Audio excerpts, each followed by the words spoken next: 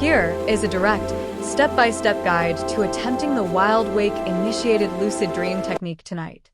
This technique is considered advanced because it requires you to maintain consciousness while your body falls asleep, but if you follow these instructions carefully, you can give yourself the best possible chance of success. Prerequisites for tonight. Before you start, ensure you meet these conditions. You are well rested. Do not attempt wild if you are exhausted. It works best when your body is ready to sleep, but your mind is alert. You have 4 to 6 hours of sleep banked. The success rate of wild is much higher if you wake up after a few hours of sleep using the WBTB method and then attempt it. The step-by-step wild protocol. Step 1. Sleep for 4 to 6 hours. This is the WBTB foundation. Go to bed at your usual time and set an alarm for 4 to 6 hours later.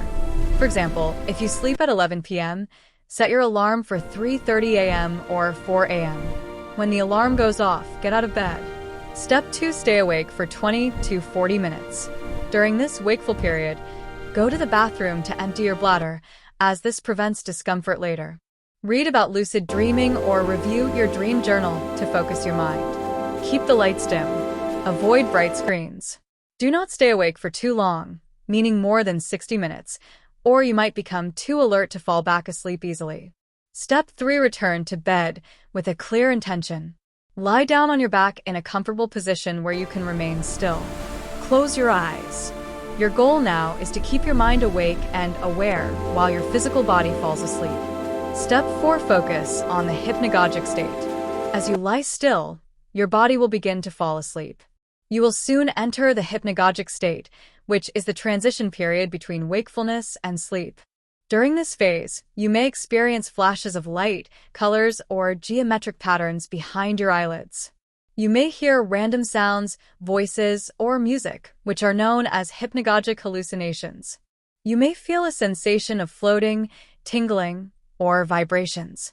Your only job is to observe these sensations passively. Do not try to control them or react with excitement, as excitement can wake you up. Just watch them like you are watching a movie behind your eyelids.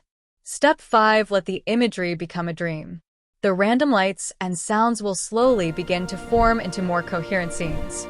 You might see a landscape, a room, or a person. At this point, gently allow yourself to be pulled into the scene. Imagine stepping into the image you are seeing.